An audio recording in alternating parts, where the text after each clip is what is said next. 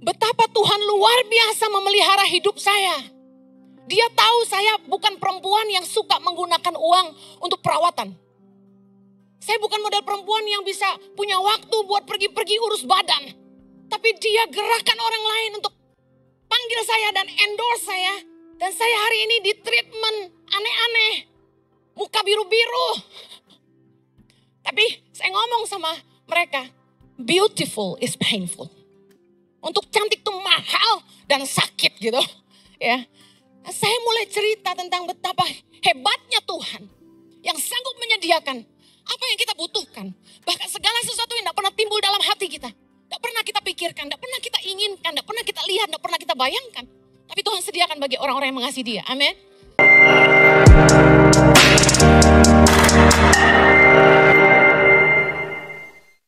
Hari ini saya akan menyampaikan tentang fungsi bahasa roh. Ya, kita banyak dengar tentang salah satu tanda orang dipenuhi Roh Kudus adalah berbahasa roh. Penting untuk dipahami bahwa pandangan tentang bahasa roh dan fungsinya dalam setiap denominasi dan komunitas gereja-gereja sangatlah bervariasi. Jadi saya tidak mau ada perdebatan tentang pengajaran berbahasa roh. Kita hanya mau punya satu pandangan, yaitu firman Tuhan. Apa yang Alkitab katakan tentang bahasa roh. Sebuah perdebatan, apakah semua orang percaya pasti berbahasa roh? Saya jawab, belum tentu. Karena Alkitab juga mencatat bahwa bahasa roh merupakan salah satu karunia roh. Dalam 1 Korintus 12 ayat yang ke-10, Anda bisa lihat di layar, dikatakan kepada yang seorang roh memberikan kuasa untuk mengadakan mujizat, dan kepada yang lain ia memberikan karunia untuk bernubuat, dan kepada yang lain lagi ia memberikan karunia untuk membedakan bermacam-macam roh. Kepada yang seorang ia memberikan karunia untuk berkata-kata dengan bahasa roh, dan kepada yang lain ia memberikan karunia untuk menafsirkan bahasa roh itu. Ayat 11 baca sama-sama. Tetapi semuanya ini dikerjakan oleh roh yang satu dan yang sama, yang memberikan karunia kepada tiap-tiap orang secara khusus seperti yang dikehendakinya. Katakan amin. Berarti kita gak usah berdebat bahwa kalau tanda kamu penuh Roh Kudus berbahasa roh, kata Rasul Paulus, ada karunia roh, salah satunya berbahasa roh. Perdebatan yang lain, kalau orang tidak berbahasa roh, apakah artinya mereka tidak punya Roh Kudus? Kita lihat dalam Yohanes 20 ayat 21, ketika Yesus bangkit, kemudian sebelum dia naik ke surga, dia berkata kepada murid-muridnya, damai sejahtera bagi kamu, sama seperti Bapa mengutus aku, demikian juga sekarang aku mengutus kamu. Ayat 22, sama-sama. Dan sesudah berkata demikian, ia mengembusi mereka dan berkata, terimalah Roh Kudus. Pada saat Yesus mengembusi murid-muridnya dengan Roh Kudus, tidak ada manifestasi spontan seperti bahasa roh. Yang mengerti katakan amin. Mereka tidak dikatakan berbahasa roh. Saya percaya bahwa setiap orang percaya yang mengakui Yesus sebagai Tuhan, mereka pasti punya Roh Kudus di dalam hidupnya. Karena dalam 1 Korintus 12 ayat 3b dikatakan begini, karena itu aku mau meyakinkan kamu bahwa, saya garis bawahi, tidak ada seorang pun yang dapat mengaku Yesus adalah Tuhan selain oleh Roh Kudus. Berarti setiap orang percaya yang mengakui Yesus adalah Tuhan, saya yakinkan mereka punya roh Allah dalam hati mereka. Katakan amin. Ada Roh Kudus dalam hidup mereka, karena tidak mungkin orang bisa menerima Yesus sebagai Tuhan dan Juru Selamat kalau bukan karena Roh Kudus di dalam hatinya. Anda tahu, mungkin jutaan orang dengar khotbah, jutaan orang dengar pujian dan penyembahan, tapi tidak semua orang terjamah. Mereka yang terjamah adalah yang mereka dipilih Tuhan, dan Dia mengaruniakan rohnya ke dalam hati mereka. Di dalam Galatia 4 ayat yang ke-6 dikatakan begini, dan karena kamu adalah anak, maka Allah telah menyuruh roh anaknya ke dalam hati kita yang berseru, ya Aba, ya Bapa. Kita tahu bahwa roh Allah diam dalam hidup orang percaya. Dikatakan kita adalah bait Allah. 1 Korintus 3 ayat 16. Tidak tahukah kamu bahwa kamu adalah bait Allah dan bahwa roh Allah diam di dalam kamu? Katakan sama-sama saya adalah bait Allah. Roh Allah tinggal di dalam saya. 2 Korintus 1 ayat ke-21 kita baca sama-sama. Sebab Dia yang telah meneguhkan kami bersama-sama dengan kamu di dalam Kristus adalah Allah yang telah mengurapi, ayat 22, memeteraikan tanda miliknya atas kita dan yang memberikan Roh Kudus di dalam hati kita sebagai jaminan dari semua yang telah disediakannya untuk kita. Saya percaya ditegaskan di sini bahwa Roh Allah pasti diam dalam hati setiap orang percaya karena Roh Kudus merupakan meterai keselamatan. Meterai atas semua janji Tuhan dalam hidup kita. Yang percaya katakan amin. Karena barang siapa yang percaya kepadanya tidak akan binasa melainkan hidup yang kekal. Itu janji Tuhan buat kita. Dan tandanya adalah Roh Kudus yang diberikan dalam hati orang percaya yang merupakan meterai. Anda bisa baca di firman Tuhan akan banyak sekali membahas bahwa Roh Kudus adalah meterai. Adalah jaminan keselamatan. Kita akan masuk dalam jenis bahasa roh. Alkitab mencatat ada 2 macam bahasa roh. Bahasa roh yang pertama berupa bahasa asing. Dalam Kisah Rasul 2 pada hari Pentakosta, ketika tiba hari Pentakosta, semua orang percaya berkumpul di suatu tempat. Tiba-tiba turunlah dari langit suatu bunyi seperti tiupan angin keras yang memenuhi seluruh rumah di mana mereka duduk. Dan tampaklah kepada mereka lidah-lidah seperti nyala api yang bertebaran dan hinggap pada mereka masing-masing. Ayat 4, maka penuhlah mereka dengan Roh Kudus, lalu mereka mulai berkata-kata dalam bahasa-bahasa lain, seperti yang diberikan oleh Roh itu kepada mereka untuk mengatakannya. Dengar, bahasa-bahasa lain itu apa? Kita baca ayat ke-8, kita lompat di ayat ke-8. Bagaimana mungkin kita masing-masing mendengar mereka berkata-kata dalam bahasa kita sendiri, yaitu bahasa yang kita pakai di negeri asal kita. Kita orang Parsia, Media, Elam, penduduk Mesopotamia, Yudea dan Kapadokia, Pontus dan Asia, Frigia dan Pamfilia, Mesir dan daerah-daerah Libya yang berdekatan dengan Kirene dan pendatang-pendatang dari Roma. Ayat 11, baik orang Yahudi maupun penganut agama Yahudi, orang Kreta dan orang Arab. Baca sama-sama yuk. Kita mendengar mereka berkata-kata dalam bahasa kita sendiri tentang perbuatan-perbuatan besar yang dilakukan Allah. Jadi pada waktu Pentakosta ketika Roh Kudus memenuhi setiap murid-murid Kristus, mereka mulai berkata-kata dengan bahasa lain dikatakan.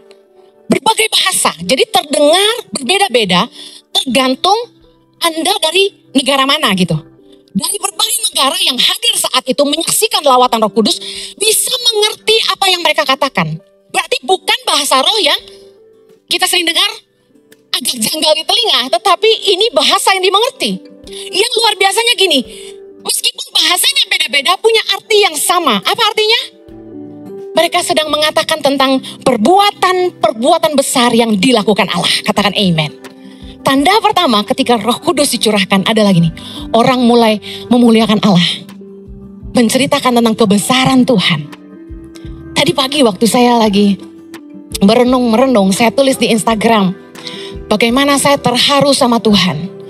Bahwa saya menghabiskan hidup saya 15 tahun pergi ke pedalaman-pedalaman, naik motor, naik gunung, jalan kaki, nyebrang sungai, naik perahu. Anda tahu di lautan yang badainya keras itu nggak bisa pakai topi. Naik motor aja topi terbang, apalagi naik di lautan yang goyangnya kenceng, anginnya kenceng, pakai payung pasti terbalik. Jadi saya tidak pakai apa-apa. Sunblock pun luntur karena air menerpa terus. Jadi tangan saya ini penuh dengan freckles, flek noda. Dan seluruh wajah saya penuh dengan flek. Saya nggak peduli. Karena saya tahu itu panggilan saya. Bersyukur punya suami yang nggak pernah komplain istrinya hitam. Nah saya gosong bolak-balik. Makanya saya nggak pernah treatment. Saya nggak pernah perawatan. Karena menurut saya percuma. Itu hidup saya 15 tahun. Apa yang terjadi? Di masa saya menjelang tua. Saya katakan menjelang tua. Karena akan ada yang bilang lebay lu belum tua gitu. Kalau saya sih saya bilang saya udah tua. Udah lewat 45. Jadi saya bilang betapa Tuhan luar biasa memelihara hidup saya. Dia tahu saya bukan perempuan yang suka menggunakan uang untuk perawatan. Saya bukan model perempuan yang bisa punya waktu buat pergi-pergi urus badan. Tapi dia gerakkan orang lain untuk panggil saya dan endorse saya. Dan saya hari ini di treatment aneh-aneh. Muka biru-biru. Tapi saya ngomong sama mereka, beautiful is painful. Untuk cantik tuh mahal, dan sakit gitu. Ya, saya mulai cerita tentang betapa hebatnya Tuhan yang sanggup menyediakan apa yang kita butuhkan. Bahkan segala sesuatu yang tidak pernah timbul dalam hati kita, tidak pernah kita pikirkan, tidak pernah kita inginkan, tidak pernah kita lihat, tidak pernah kita bayangkan. Tapi Tuhan sediakan bagi orang-orang yang mengasihi Dia. Amin. Orang-orang yang dipenuhi Roh Allah. Contohnya adalah gini, perkataannya selalu memuliakan Tuhan. Perkataannya tidak sia-sia. Perkataannya selalu membangun. Perkataannya menyaksikan kebesaran Tuhan. Katakan haleluya. Perkataan-perkataan yang orang takjub melihat keajaiban Tuhan dalam hidupnya. Hari ini, kalau kamu ngaku kamu orang percaya, it doesn't matter apakah kamu bisa bahasa roh atau enggak. Yang saya mau tanya, apa yang keluar dari mulutmu hari ini? Kalau yang keluar dari mulutmu adalah sampah, saya yakin itu bukan roh Allah. Itu roh kuda. Pastikan hidup kita memuliakan Allah. Ini adalah sebuah tanda awal. Kalau mau dibilang tanda awal, again, kalau ada yang mau berdebat dan berkata, salah itu Ibu Heni, saya tidak setuju. Bahasa roh merupakan tanda awal orang dipenuhi Roh Kudus. Buktinya zaman sekarang, gak semua orang yang dipenuhi Roh Kudus bisa berbahasa asing yang dia gak pernah pelajari sebelumnya, bukan? Saya gak pernah tuh berbahasa roh keluarnya bahasa Jepang. Belum pernah sih. Dipenuhi Roh Kudus terus ngomong Korea gitu. Yang gue tahu annyeonghaseyo, sarangeo, itu doang.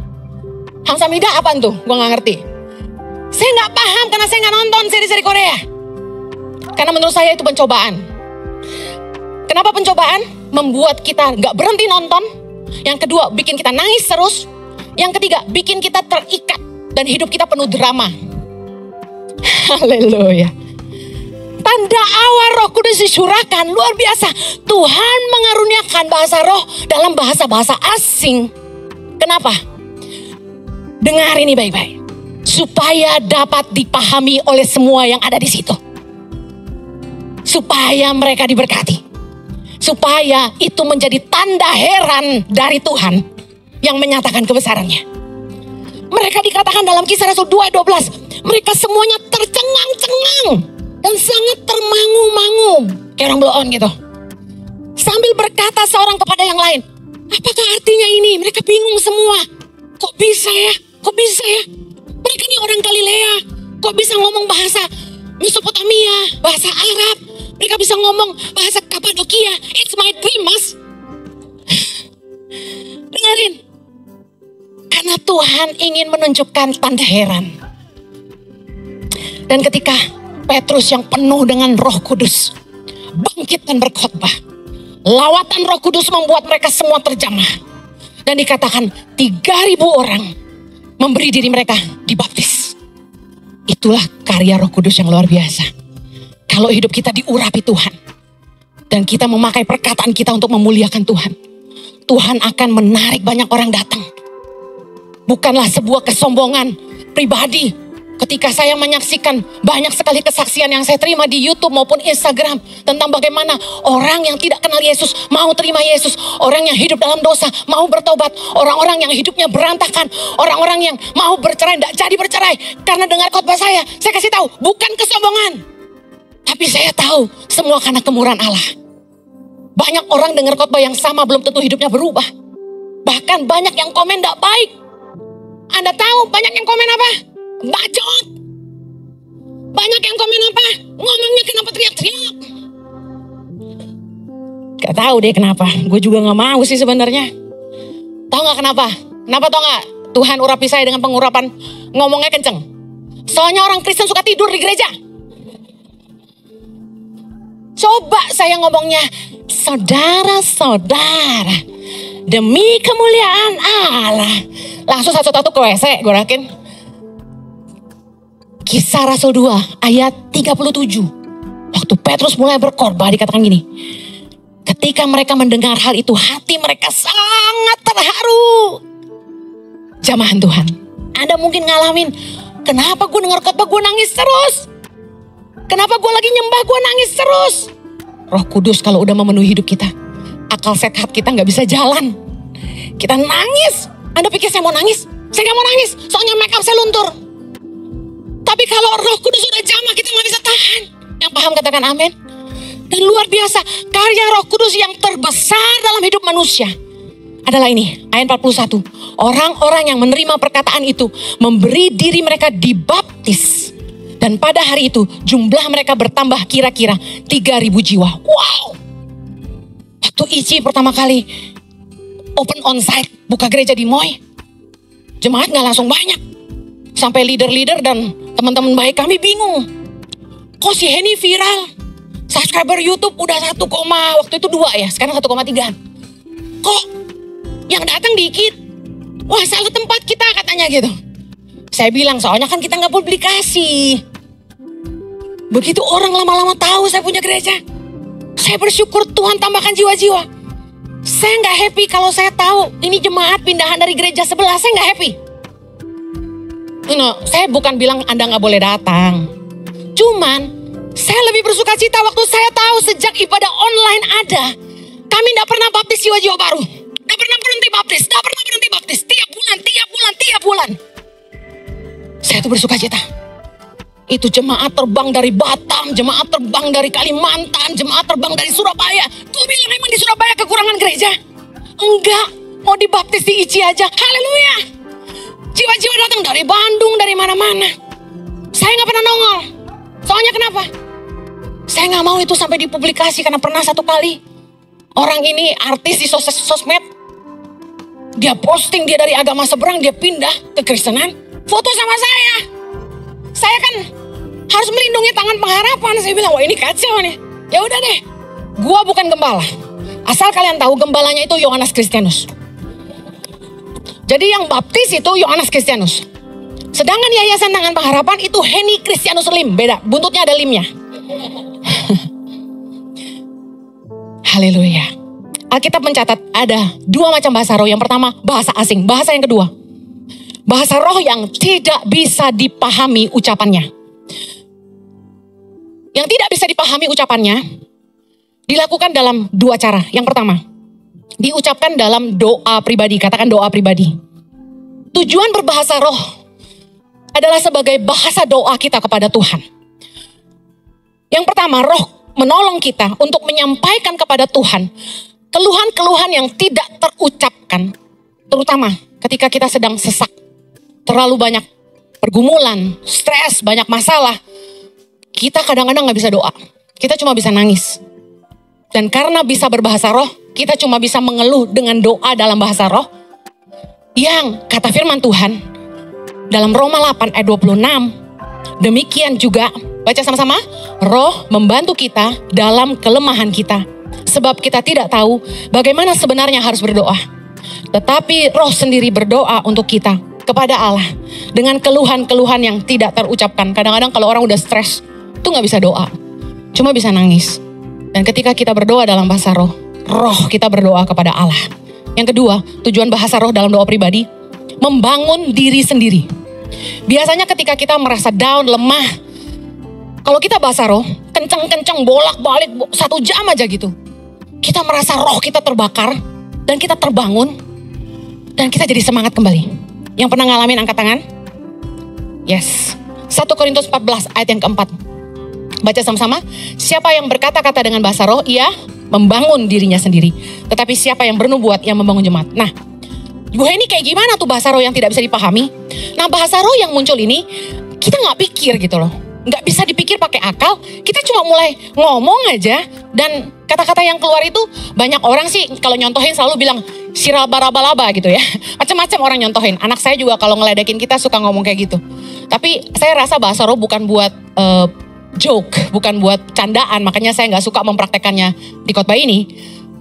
Tapi Anda mengerti maksud saya. Nah, bahasa roh ini bukan akal budi kita yang berdoa, tapi roh berdoa. 1 Korintus 14 ayat 14. Baca sama-sama. Sebab jika aku berdoa dengan bahasa roh, maka rohku lah yang berdoa, tetapi akal budiku tidak turut berdoa. Makanya kita gak ngerti apa yang kita omongin. Dan kita gak atur next kata-kata apa. Pada saat kita berdoa dalam bahasa roh, Roh Kudus dalam hati kita yang berkata-kata langsung kepada Bapa di sorga. Dan hanya Tuhan, ini kata firman Tuhan, yang mengerti artinya. 1 Korintus 14 ayat yang kedua. Siapa yang berkata-kata dengan bahasa roh tidak berkata-kata kepada manusia, tetapi kepada Allah. Sebab tidak ada seorang pun yang mengerti bahasanya. Oleh Roh ia mengucapkan hal-hal yang rahasia. Jadi yang tahu cuma Bapa. Kemudian bahasa roh yang tidak bisa dipahami artinya ini, yang pertama tadi untuk doa pribadi, yang kedua diucapkan di tengah jemaat. Dengar bagian ini baik-baik. Dalam 1 Korintus 14 ayat yang keempat. Tadi kita sudah baca bahwa siapa yang berkata-kata dengan bahasa roh membangun dirinya sendiri. Tetapi siapa yang bernubuat membangun jemaat. Kalau bahasa roh diucapkan di tengah jemaat, dengar, aliran karismatik dengar. Firman Tuhan mengatur urutannya dengan sangat jelas. Kita baca firman Tuhan. 1 Korintus 14 dan 27 dan 28. Yuk baca yuk.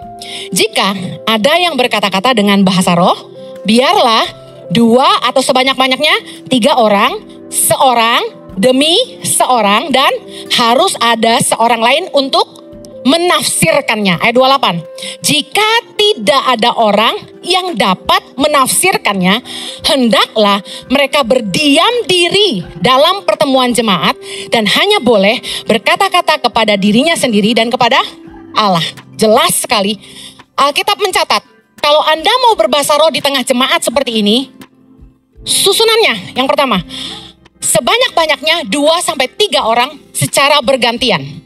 Kemudian harus ada yang bisa menafsirkannya. Tujuannya apa?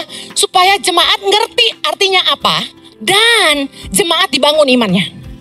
Dikatakan firman Tuhan dengan tegas, kalau tidak ada yang dapat menafsirkannya, hendaklah mereka berdiam diri.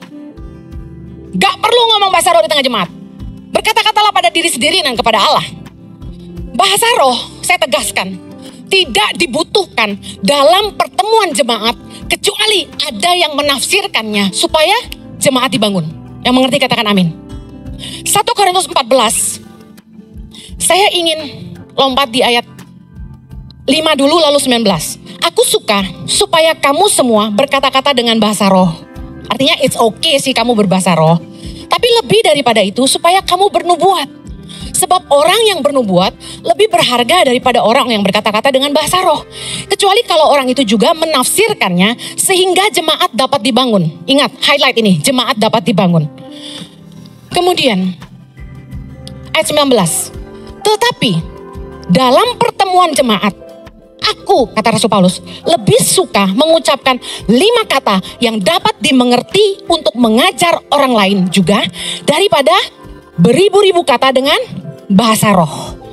Dengar baik, di antara jemaat yang hadir setiap hari Minggu di setiap ibadah, mungkin ada yang belum mengenal Kristus. Mungkin mereka datang ke gereja itu diajak sama teman, sama kerabat, keluarga, orang tua. Tapi sebenarnya mereka jiwa baru yang belum kenal Tuhan. Saya percaya harapan dari teman-teman dan keluarga yang membawa mereka adalah supaya mereka diselamatkan. Amin. Saya meyakini dengan amat sangat 100% bahwa gereja harus punya iman. Bahwa setiap minggu di setiap ibadah ada jiwa-jiwa baru yang Tuhan percayakan. Dengan demikian firman Tuhan berkata, setiap hari jiwa-jiwa semakin ditambahkan oleh orang-orang yang diselamatkan. Ini harus terjadi dalam pelayanan kita. Nah, bayangkan apa yang terjadi kalau di tengah-tengah jemaat orang-orang yang gak ngerti tentang bahasa roh ini, mereka datang ke gereja, diajak teman dan keluarganya. Lalu kita semua rame-rame bahasa roh. Bengok-bengok kata orang Surabaya. Teriak-teriak. Wah! Gitu. Kayak orang kesurupan. Mari lihat firman Tuhan katakan apa. 1 Korintus 14 ayat 23. Jadi, kalau seluruh jemaat berkumpul bersama-sama dan tiap-tiap orang berkata-kata dengan bahasa roh, lalu masuklah orang-orang luar atau orang-orang yang tidak beriman, tidakkah akan mereka katakan bahwa kowe gendeng toh? Kamu gila. Kita tidak mau jadi batu sandungan karena bahasa roh bukan untuk dipamerkan. Yang mengerti katakan amin. Bahasa roh adalah doa pribadi kepada Tuhan.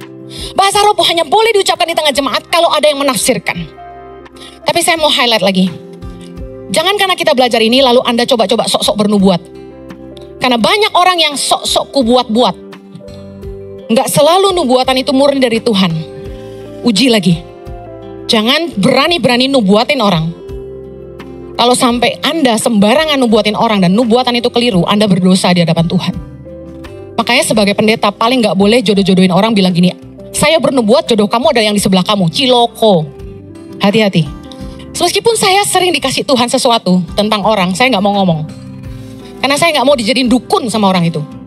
Sebelum dia ngomong, saya sudah tahu. Tiap kali ada yang suami saya bilang gini, Henny, kita nanti akan ketemu sama pasangan ini. On the way di jalan saya diem, Roh Kudus langsung kasih tahu. Mereka punya masalah ini. Saya langsung kasih tahu. Mau bahas ini ya? Mereka kaget. Kok ibu tahu? Nah itu hanya kadang-kadang. Habis ini nggak usah datengin saya nanya apa-apa. Ada lagi yang ngasih pesen. Tolong Ibu Henny berdoa puasa untuk saya dan kasih tahu saya pesan Tuhan. Emang gue jongos lu? Gue aja bergumul buat hidup gue. Ya kan? Kita gak bisa merintah-merintah Tuhan. Tuhan mau bicara kapan dia bicara. Gak perlu kita, aku kasih Bu Henny 5 miliar. Oh terima kasih sini. Tapi gak tentu lo tak ngomongnya apa-apa. Lukas 11 ayat 13 mengajar kita. Setiap kita yang rindu dibaptis oleh Roh Kudus, kita tinggal minta sama Bapa di sorga. Habis ini, saya akan undang Pastor Jojo untuk doain kita semua. Sekali lagi, kenapa begitu? Kenapa gak Bu Henny aja? Karena saya tuh gak mau sampai kayak gini. Tiap kali jemaat datang ke gereja ini, datengin saya dan mintanya didoain saya, gak mau yang lain. Saya bilang ini jangan mendewakan loh, gak boleh loh, bahaya loh. Saya bisa mati cepat kalau Anda begitu. Saya gak mau, karena apapun yang jadi Babel, diruntuhkan Tuhan. Gereja ini gak boleh jadi Babel, amin. Lukas 11 ayat 13. Jadi jika kamu yang jahat tahu memberi pemberian yang baik kepada anak-anakmu, apalagi Bapamu yang di sorga, sama-sama Ia akan memberikan Roh Kudus kepada mereka yang meminta kepadanya. Meskipun tadi saya bahas tentang bahasa roh, tidak dibutuhkan di pertemuan jemaat kecuali ada yang menafsirkan, tolong jangan larang orang berbahasa roh. Jangan juga berdebat tentang bahasa roh. Dalam 1 Korintus 14 ayat 39 dikatakan begini. Karena itu saudara-saudaraku, usahakanlah dirimu untuk memperoleh karunia untuk bernubuat dan janganlah melarang orang yang berkata-kata dengan bahasa roh. Kalau ada di ibadah, Anda dengar sebelahmu dia bahasa roh, enggak usah dimarahin. Enggak usah disindir-sindir. Bu Henny udah ngomong, izinin enggak usah bahasa roh. Enggak usah gitu. Udah biarin aja. Ada yang sangat mengganggu sekali bahasa roh sampai sekencang-kencangnya. Tolong dengan pengertian khotbah hari ini, pelaninlah suaramu. Karena itu tidak membangun jemaat, itu hanya membangun dirimu sendiri. Dan itu merupakan doa yang rahasia yang hanya Tuhan yang tahu. Kalau orang di sebelahmu tuh jiwa baru, dia akan pikir kowe gendeng. Anda tidak boleh jadi batu sandungan buat jiwa-jiwa baru. Makanya sejak Ici berdiri, saya pernah ngomong ini dan saya harus ulangi. Tolong tidak usah kepo ngeliatin orang yang datang ke sini itu seperti apa. Anda tahu dia bukan Kristen, diam aja. Tidak usah dikasih tahu, mbak salah tempat ya, mall sebelah sana. Jangan. Soalnya ada yang gituin. Lah memang dia kesini mau dengar Ibu Henny. Karena di TikTok pernah dengar Ibu Henny, pengen dengar Ibu Henny. Dia tahu saya khotbah tapi dia suka. Ya biarin aja, kenapa sih? Jangan menghalangi Roh Kudus bekerja. Amin. Biarpun Anda tahu, ini kayaknya bukan orang Kristen. Apalagi bajunya seksi pol. Biarin aja, jangan kepo. Doain. Tuhan, jamah orang ini. Jamah orang ini Tuhan. Biar dia terima Yesus sebagai Tuhan Juru Selamat. Amin. Ada yang bilang gini, ini tempat main gembol ya. Salah. Ini tempat bersukacita. Haleluya. Saya akhiri. Firman Tuhan berkata, lebih dari berbahasa roh, kejarlah kasih. Katakan kejarlah kasih. 1 Korintus 13 ayat yang ke-8 berkata, kasih tidak berkesudahan. Nubuat akan berakhir. Bahasa roh akan berhenti. Pengetahuan akan lenyap. Apa yang tidak akan berkesudahan? Kasih. 1 Korintus 13 ayat yang pertama, kita baca sama-sama. Sekalipun aku dapat berkata-kata dengan semua bahasa manusia dan bahasa malaikat, tapi jika aku tidak mempunyai kasih, aku sama dengan gong yang berkumandang dan canang yang bergemerincing. Sekalipun aku mempunyai karunia untuk bernubuat dan mengetahui segala rahasia dan memiliki seluruh pengetahuan, sekalipun aku memiliki iman yang sempurna untuk memindahkan gunung, tetapi sama-sama, jika aku tidak mempunyai kasih, aku sama sekali tidak berguna. Sama-sama pejam mata, tepuk dada. Kalau aku gak punya kasih, aku sama sekali gak berguna. 3, 2, 1. Amin Tuhan. Terakhir 1 Korintus 14 ayat pertama. Baca sama-sama saya dengan keras. Kejarlah kasih itu dan usahakanlah dirimu memperoleh karunia-karunia roh, terutama karunia untuk bernubuat. Ulangi, kejarlah kasih dan usahakanlah. Dua kata yang berbeda. Yang satu kejarlah, artinya kejar. usahakanlah. Ibaratnya, can I see you tomorrow? Hopefully. Saya bisa ketemu kamu besok? Ya mudah-mudahan, bisa paham ya. Usahakanlah itu belum tentu pasti. Kejarlah, ada sesuatu yang kamu harus peroleh. Dari dua ini, kasih dan karunia roh. Orang lebih kejar karunia roh. Kenapa? Orang lebih mentingin pemakaian Tuhan, kelihatan hebat. Bisa bernubuat, bisa nyembuhin orang sakit, bisa melakukan mujizat. Punya karunia iman, wah keren. Bisa menafsirkan bahasa roh. Punya hikmat, karunia roh semuanya. Firman Tuhan berkata, kejarlah kasih. Percuma kamu hebat kalau kamu tidak punya kasih. Karena orang yang punya roh Allah pasti punya kasih. Karena Allah adalah kasih, kata firman Tuhan. Amen. Hari ini, apakah Anda punya kasih?